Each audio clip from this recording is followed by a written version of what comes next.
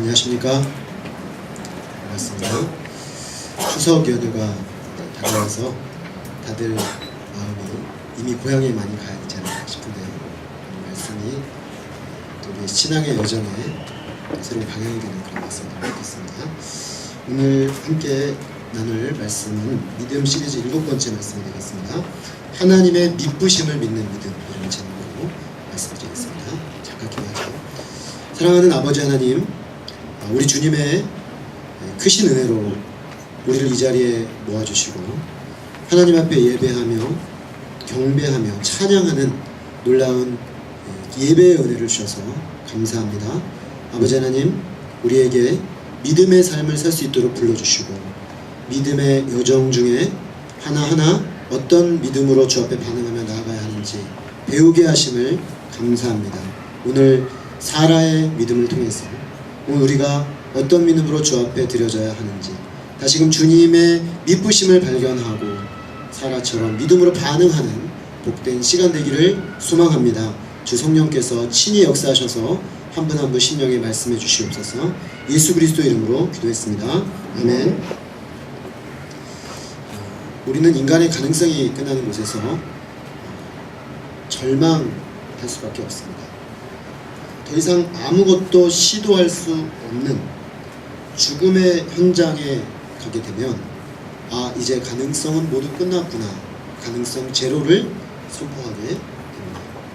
죽은 자 앞에서 침묵할 수밖에 없습니다. 그러나 하나님의 역사는 인간의 가능성이 끝난 바로 그 자리에서 시작되는 역사입니다. 아니, 그 정도가 아니라 진정한 하나님의 역사는 인간의 가능성이 끝난 곳에서만 제대로 기능하기 시작합니다. 죽음의 현장에서 부활의 꽃을 피우는 것이 하나님의 역사고, 죽은 자 앞에서 승리의 나팔이 울려 퍼지는 것이 바로 하나님의 역사의 특징입니다. 이것이 하나님의 역사고 또 그 하나님을 믿음으로 사는 사람들의 역사다라고 하겠습니다. 그리고 믿음은 지금도 이런 하나님께서 일하심을 흔들리지 않고 받아들이는 것이다 라고 하겠습니다.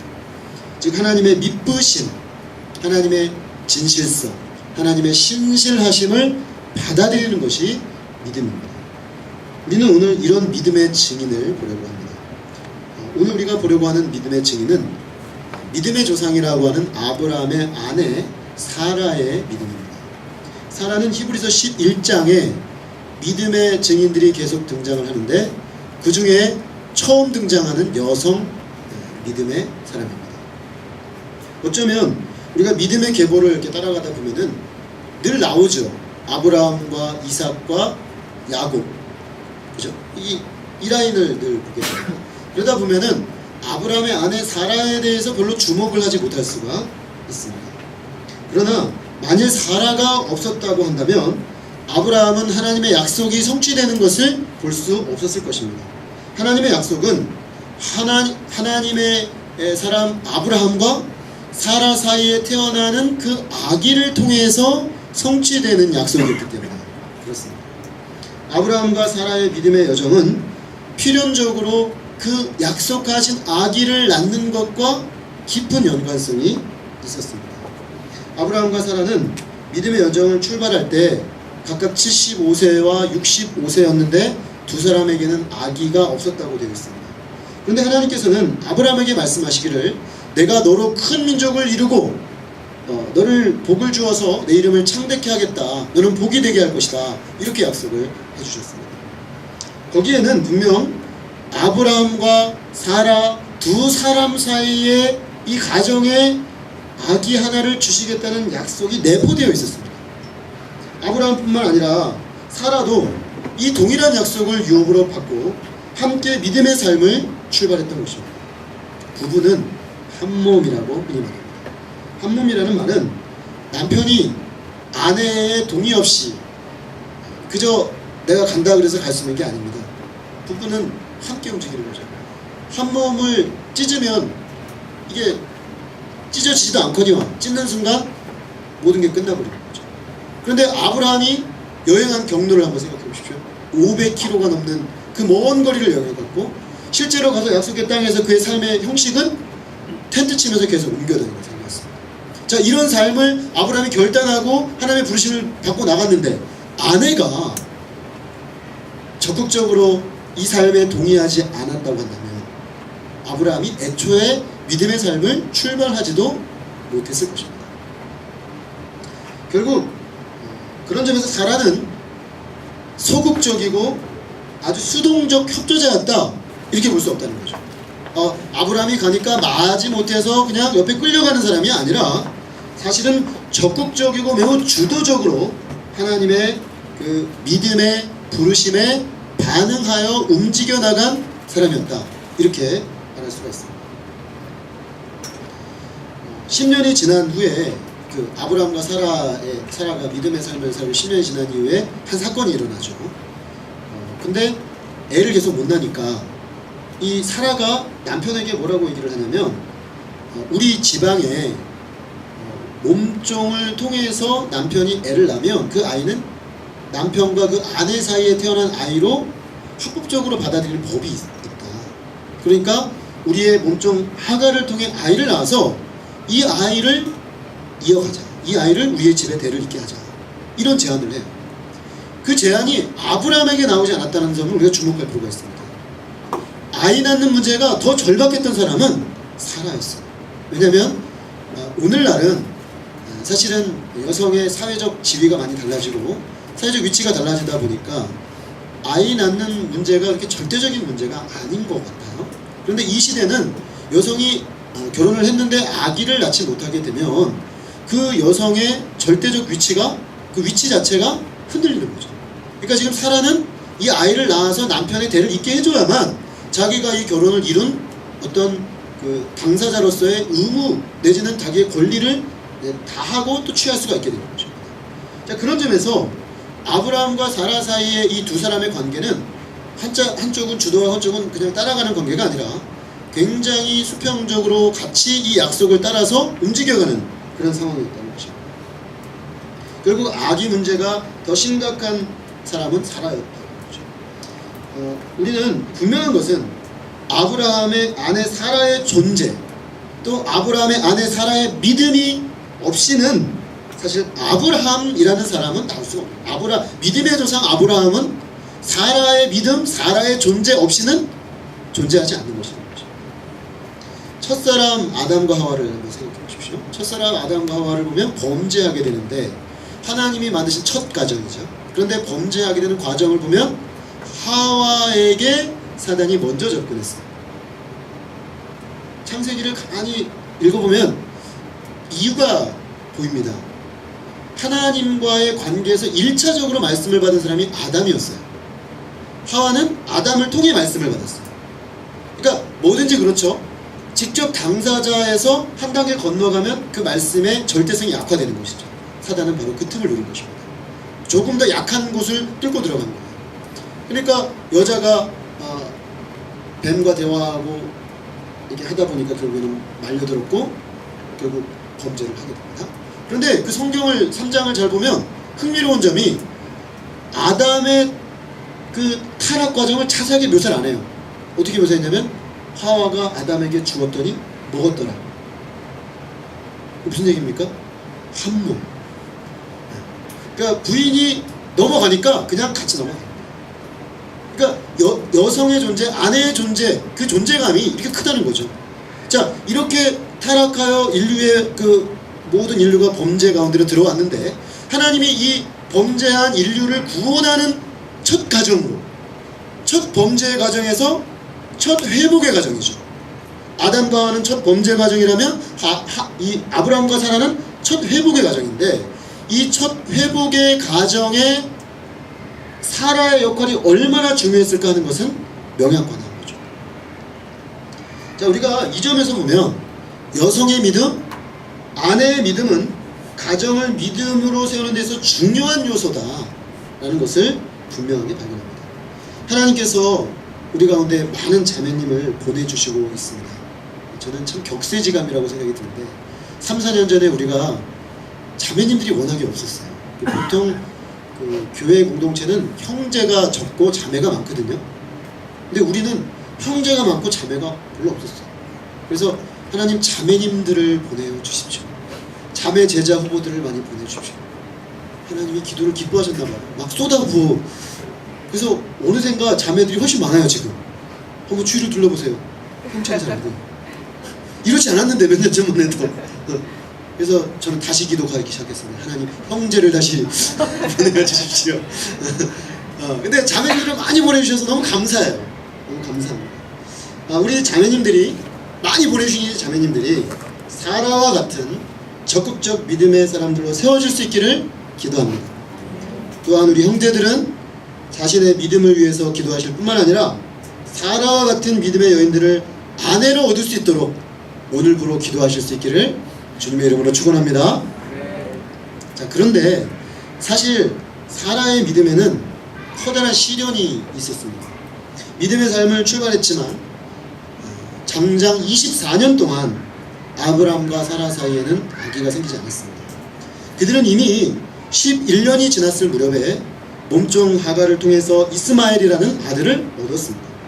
아브라함의 나이 86세, 사라의 나이 76세 되던 때였습니다. 이때로부터 13년 후, 즉 아브라함이 99세, 사라가 89세 될 때까지 아브라함과 사라는 소위 믿음의 암흑기를 지나게 됩니다. 86세 되던 그 11년차 지점에 아브라함과 사라는 타협을 택했어요. 하나님이 두 사람 사이에 아들을 주겠다 약속을 했거든요. 그런데 안 되니까 11년 동안 기다렸는데도 안 되니까 결국에는 그 당시의 사회법으로는 합법이지만 하나님의 약속이라는 관점에서는 가서는 안 되는 길을 그들은 걷게 되었습니다. 결국 그들은 하나님의 약속을 더 이상 믿는 것을 그만두고 말았습니다. 왜 그만뒀을까요? 아마 이들의 마음에 이런 생각이 들어온 것 같습니다. 안 되는 건 안 되는 거고 되는 건 되는 거다. 안 되는 걸 억지로 되게 하려고 하진 말았지 않는가. 그래서 포기하고 말았습니다. 그들은 하나님의 약속을 따라 두 사람 사이에 태어날 아기를 기다리기보다 비록 몸종 하가를 통해 태어나긴 했지만 당시로서는 합법적 방법으로 이스마엘을 얻고 또 거기에 만족하게 되었습니다. 만약에 그저 아브라함이 한 아이의 아버지로 사는 것이 하나님의 약속의 실체였다면, 하나님이 아브라함을 부르실 때 내가 너로 큰 민족을 이루고 내가 너 이름을 창대케 하고 너를 복이 되게 하겠다. 자, 이 약속을 이 시점에서 11년이 지난 이 시점에서 아브라함이 만약에 하나님은 어차피 큰 민족을 이룬다고 하셨으니까 내 몸에서 나온 아이니까 큰 민족, 이를 통해 큰 민족이 이루어지면 하나님의 약속이 이루어지는 거 아니야? 이렇게 생각하고 그저 하나의 아버지로 그 약속이 가지고 있는 하나님의 계획과 상관없이 거기에만 만족하고 말았다면 아무 문제가 없습니다. 그리고 사라가 하가를 통해 얻은 아들을 자신의 아들로 입적했겠죠. 그리고 그의 본래 이름이 사레인데 사레가 나중에 사라로 바뀌는데 사레는 고상한 부인이라는 뜻이에요. 또는 나의 공주 이런 뜻이 있어요. 그러니까 두 부부 사이의 특별한 관계 또는 한 아이를 낳은 엄마, 이 관점에서 이름을 규정한 것입니다. 만약에 사라가 그저 한 아이를 낳은 엄마로 사는 것이 하나님의 그녀를 향한 뜻의 최종적인 것이었다면 이 역시 아무 문제도 없었을 것입니다. 그러나 하나님의 약속은 처음부터 아브라함과 사라 사이에 태어난 그 아들을 통해서 그 민족을 이루겠다는 거예요. 여기서 문제가 있는 것이죠. 그러므로 이스마엘은 하나님의 약속의 관점에서 보면 하나님이 아브라함과 사라에게 주시려고 하시는 그 아이가 아니에요. 아브라함은 그저 인간적인 아들을 낳고 고상한 아버지로 한 아이의 아버지로 살다가 죽는 것이 아니라 하나님의 약속을 따라 열왕을 낳는 열국의 아버지가 되어야 한다. 하나님이 99세 된 아브라함에게 나타나서 너는 열국의 아버지가 되어야 한다. 한 아이의 아버지가 아니라 열국의 아버지다. 이렇게 말씀하셨습니다. 그리고 사라는 그저 남편의 사랑받는 나의 공주, my princess, 그저 한 남편의 아내로 그냥 아주 그냥 아기자기하게 사는 그것이 그녀를 부른 하나님의 뜻이 아니고 너는 열국의 어미가 될지라. 너로부터 열왕이 나올 것이다. 수많은 민족을 일으키는 열왕들이 너로부터 나올 열국의 어미 그것이 내가 너에게 둔 비전이다. 하나님은 그렇게 말씀하셨습니다. 이것이 바로 하나님의 약속의 실체입니다. 그리고 하나님이 처음부터 그들에게 두셨던 뜻입니다. 그러므로 그들이 이스마엘에 만족하고 타협하고 살아갔던 86세에서 99, 76세에서 89, 이 13년의 시간은 하나님 약속편에서 보면 그들의 믿음의 심각한 먹구름이 드리워진 기간이었다고 할 수 있습니다. 자, 그렇다면 이들은 포기한 것 같은데 하나님도 포기하신 걸까요? 아브라함과 사라가 더 이상 믿고 소망하기를 멈췄다면 하나님도 그렇게 하기를 그만두신 것입니까? 그렇지 않았습니다. 하나님은 믿으신 분이셨습니다. faithful, 진실되고 믿을만하고 신실한 분이셨습니다. 하나님은 그 약속을 결코 철회하지 않으셨습니다. 그 약속을 이루기 위해서 성실하게 일하셨습니다. 그런데 좀 고개가 가우뚱거리시는 것은 하나님이 그 약속을 이루기 위해 성실하게 일하신다고 하는데 어떻게 24년 동안, 아니 사실은 그 24년이라는 시간은 아브라함과 사라가 인간적으로는 아이를 낳을 수 없는 그 지점까지 가는 거예요. 왜 그 지점까지 가도록 내버려 두셨는가?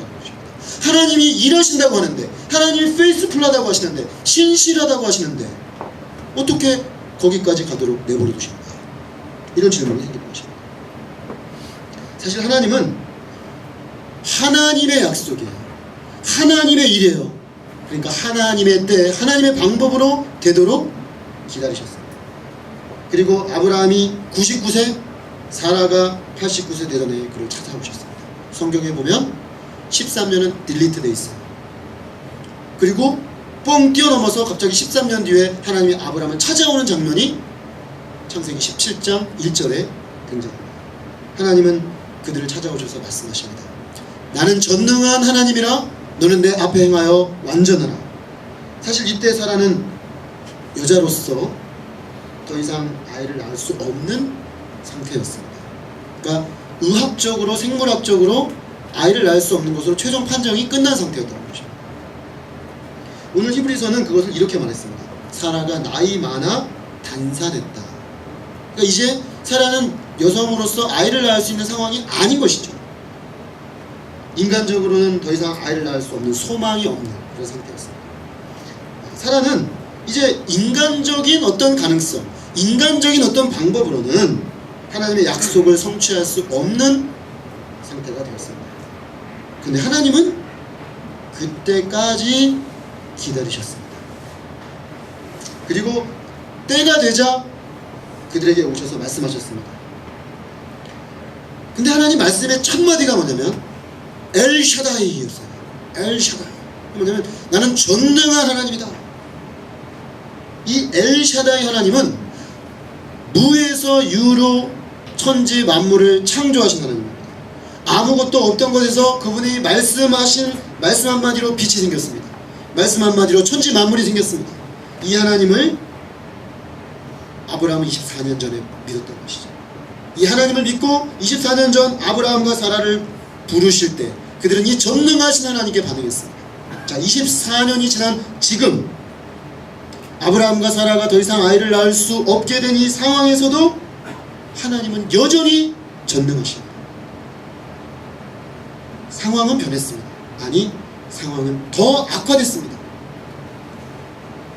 그러나 하나님의 전능성은 변화하지 않았습니다.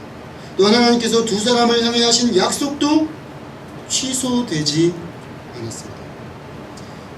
역설적이게도 아브라함과 사라가 불가능한 상황에 이름으로써 하나님의 전능성이 더 온전히 드러날 수 있게 되었습니다. 그러므로 하나님께서는 아브라함과 사라에게 전능하신 하나님 앞에 완전하라 하십니다. 이 말씀은 그들의 믿음을 회복하라는 말씀입니다.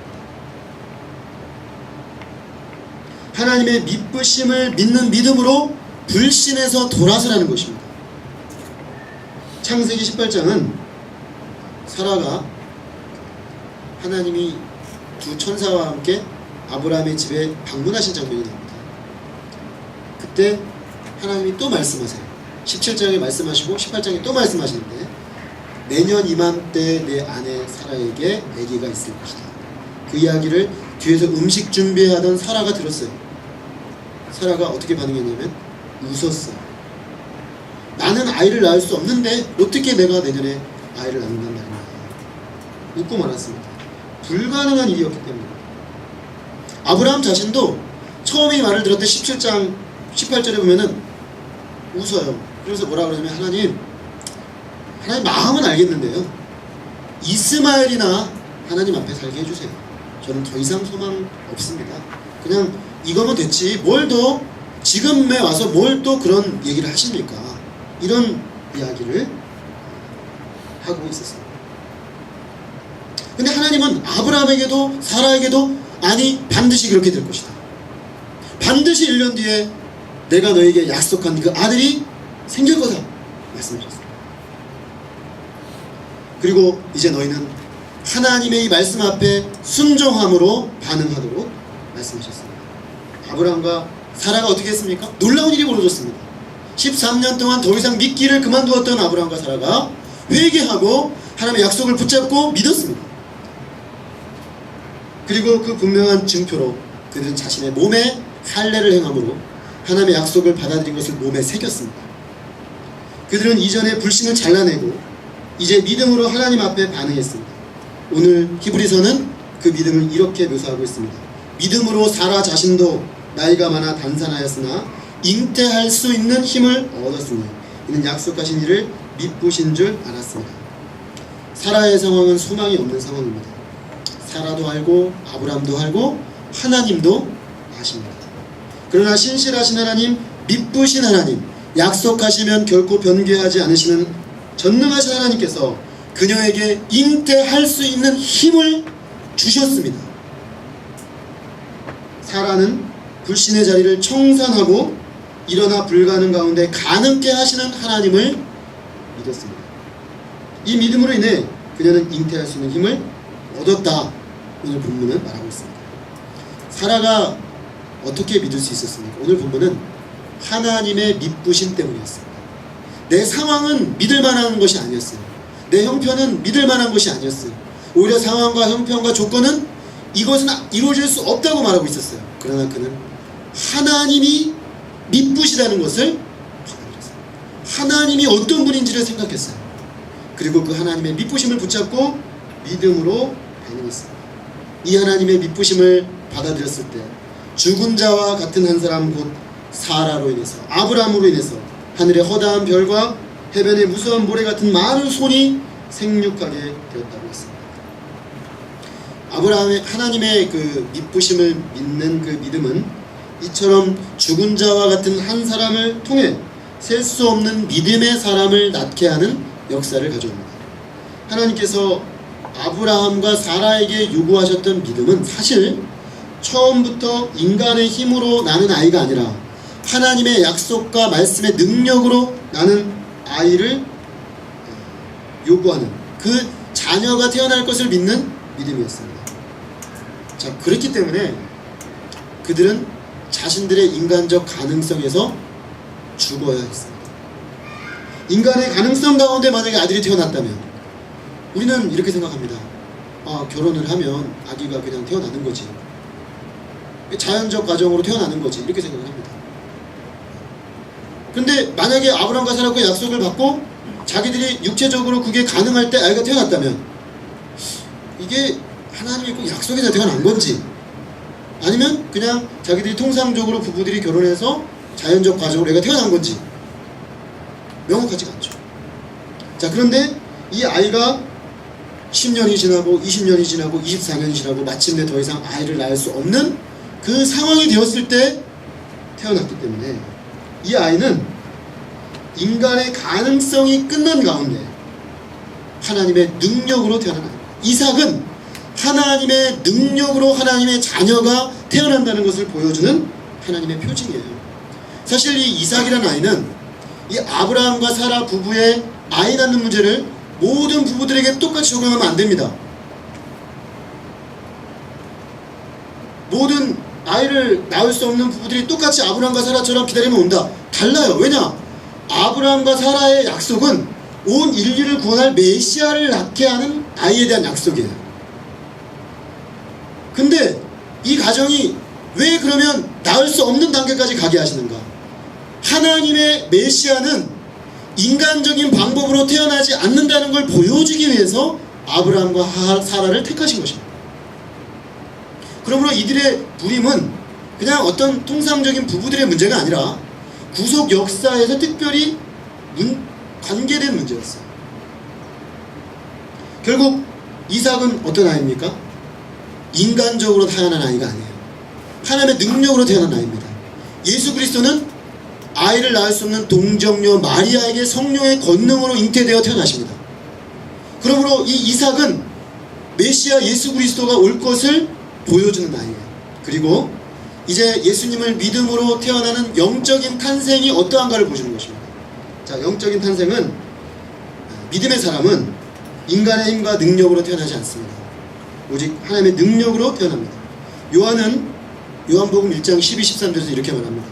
영접하는 자 곧 그 이름을 믿는 자들에게는 하나님의 자녀가 되는 권세를 주셨으니 이는 혈통으로나 육정으로나 사람의 뜻으로 나지 아니하고 오직 하나님께로 난 자들입니다. 여기서 하나님의 자녀가 태어나는 방식을 얘기하고 있는데 육신으로나 혈통으로나 사람의 뜻으로 나지 않는다고 했습니다. 하나님의 자녀, 즉 믿음의 사람이 되는 것은 자연적 혈통으로 되는 게 아니에요. 부모님이 믿는다고 해서 얘는 자연스럽게 믿는 사람이 되는 거 아닙니다. 여기서 사람의 뜻, 육정이라고 되는데 이거는 육정은 자기의 의지입니다. 나는 꼭 하나님의 자녀가 되고 싶어 그런다고 되는 거 아니에요. 사람의 뜻은 옆 사람의 의지입니다. 옆 사람이 쟤는 내가 꼭 하나님의 사람으로 만들고 말 거야. 그런다고 꼭 하나님의 자녀가 되는 것도 아닙니다. 인간적 능력과 인간적 가능성과 인간적 힘으로 하나님의 자녀로 태어나는 것이 아니고 오직 하나님께로 난 자들입니다. 마치 아브라함과 사라 사이에 이삭이 태어날 때 인간적 가능성이 다 끝나고 하나님의 권능으로 그 아기가 태어난 것처럼 영적인 주의 자녀 하나님의 백성이 태어나는 것도 똑같다는 것입니다. 이삭은 그것을 보여주는 아이예요. 그것을 보여주는 가정으로 아브라함과 사라는 선택된 거예요. 그러니까 이 가정의 문제를 모든 사람에게 보편적으로 적용하면 안 되죠. 이것은 하나님의 구속사의 관점에서 봐야 되는 것입니다. 요한복음 3장 5절은 똑같은 진리를 이렇게 말합니다. 진실로 진실로 내게 이르노니 사람이 물과 성령으로 나지 아니하면 하나님 나라에 들어갈 수 없느니라. 하나님 나라에 들어가는 사람은 하나님의 백성인데 하나님의 백성은 물과 성령으로 나야만 들어가요. 하나님의 백성은 하나님의 능력으로 태어나야 해요. 인간적인 의지와 노력으로 되는 것이 아니에요. 하나님의 능력으로 되는 것이에요. 믿음은 이 하나님의 능력이 인간에게 오는 통로입니다. 사라는 더 이상 아이를 낳을 수 없는 상태라는 걸 알았습니다. 그러나 하나님이 약속으로 하나님이 친히 태어나신 아기가 오기 위해서는 내가 불신을 멈추고 하나님의 약속을 받아들여야 한다는 것을 받았습니다. 그게 믿음이에요. 하나님의 신실하심과 하나님의 일하심을 받아들인 것, 그것이 믿음입니다. 이삭은 사라가 단산했을 때, 그 사실상 죽은 자와 같은 상태였을 때 하나님의 능력으로 태어났습니다. 이 하나님의 능력은 사라가 하나님 저는 이제 아이를 낳을 수 없어요. 저는 한계가 있어요. 하나님 저의 한계의 끝은 하나님의 한계의 끝이에요 라고 끝까지 주장하지 않고 하나님의 미쁘심을 받아들이고 믿었을 때 하나님의 능력이 나의 몸을 통해 나타나기를 하나님의 자녀가 태어나는 방식을 나를 통해 보여주시기를 받아들였을 때 태어나신 거죠. 이삭은 사실은 예수님이 태어난 것도 똑같습니다. 동정녀 마리아에게 천사가 와서 말해요. 너에게 아기가 있을 것이다. 마리아가 말해요. 아니 나는 남자를 알지 못하는데 어떻게 제가 아이를 잉태할 수 있죠? 그때 천사가 말합니다. 하나님의 능력이 너를 덮이고 성령의 능력이 너에게 입혀질 때 너에게 그 일이 가능한 것이다. 마리아가 말합니다. 주의 계집종이오니 말씀대로 이루어지이다. 어찌 보면 마리아는 사라를 보고 받아들일 수 있는 근거가 있는 것이죠.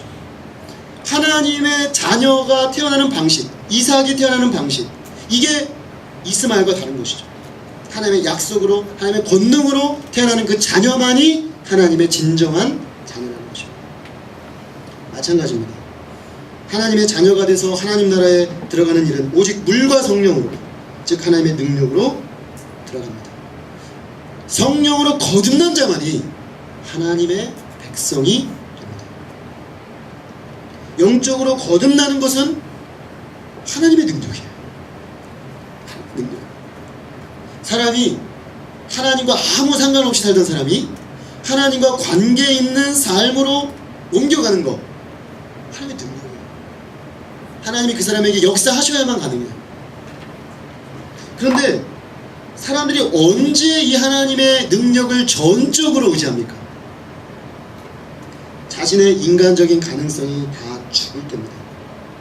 아, 내 힘으로, 내 인간적인 힘으로는 내가 하나님의 자녀로 태어날 수 있는 가능성이 없구나. 내가 의지하고 내가 하나님 앞에 내세우고 내가 하나님의 자녀가 될 수 있는 근거라고 생각했던 것들이 사실은 하나님 앞에 하나님의 자녀로서의 근거 세울 것이 없구나라는 걸 인정하고 오직 하나님의 능력이 내게 입혀질 때만 난 하나님의 자녀가 된다는 걸 받아들일 때, 그때 하나님의 능력으로 그는 태어나게 됩니다.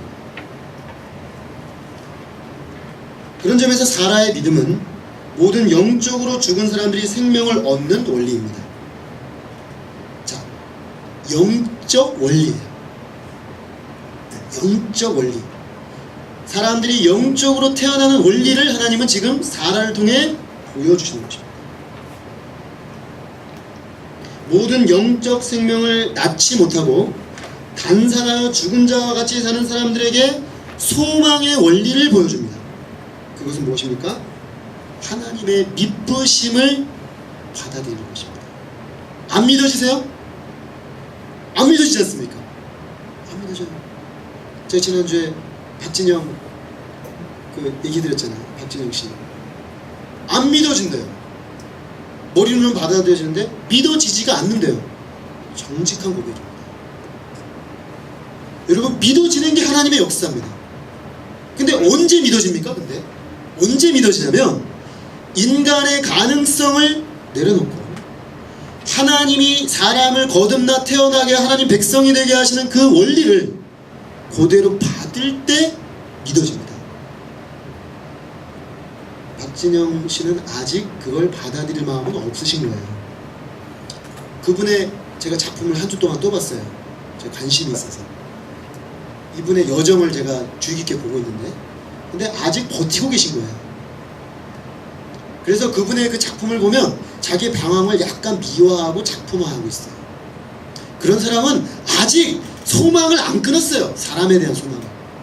자기 힘으로 뭔가 구원을 찾고자 하는 소망을 안 끊었어요. 그러니까 하나님의 능력, 예수 그리스도의 복음, 인간이 하나님 앞에 구원받을 길이 그것밖에 없다라는 그것이 기분이 나빠요.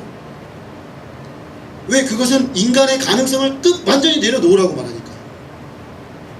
내려놓고 오직 빈손 들고 주님께 나아가 십자가를 받아야만 용접되는 것입니다. 왜 믿음이 생기지 않습니까? 아직 이걸 안 노니까. 아직 내가 뭘 해볼 수 있을 것 같아요. 아직 내가 뭐 하나님 편에서 뭐 할 수 있을 것 같아요.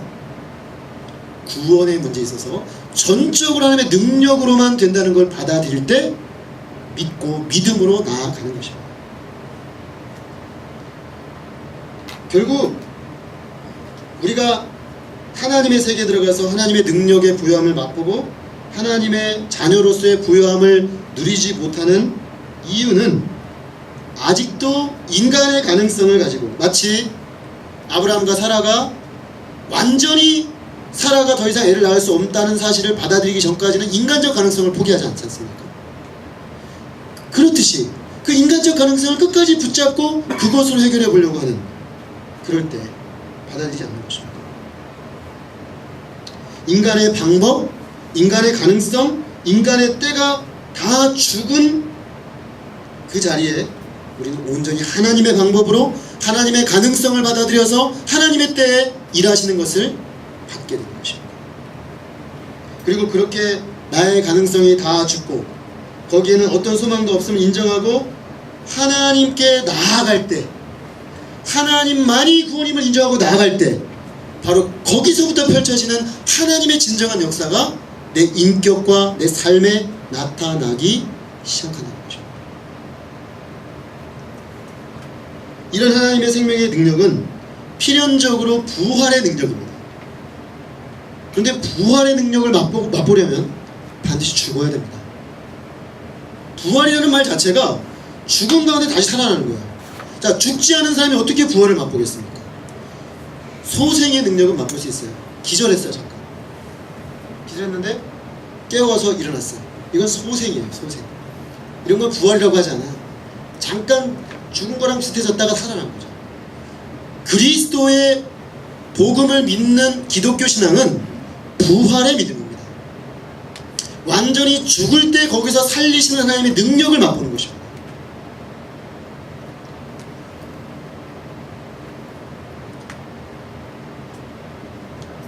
그래서 이 부활의 믿음을 우리가 가진 점을 가지려면은 죽는 자리로 가야 돼요. 자기의 가능성, 자기의 능력이 살아있고 그걸로 아직도 뭘 할 수 있다라고 생각하는 사람들은 자기의 능력과 가능성 안에서만 일할 수밖에 없습니다. 내 능력과 내 가능성의 한계 범위를 못 벗어나게 되는 것이죠. 근데 사실 우리가 공부하고 직장 구하고 세상에 이렇게 내가 원하는 진로 찾아가고 이거는 어느 정도 내 능력으로 돼요. 그런데 하나님의 자녀를 낳고 하나님의 백성을 양육하고 하나님의 사람들을 세워가는 이 일은 근본적으로 하나님의 능력과 도우심이 아니면 불가능해요. 그리고 사실 우리가 공부하고 직장 찾고 그것도 사실은 20대 때는 다 내가 마음만 먹으면 될 것 같지만 조금 시간을 지나고 살아보면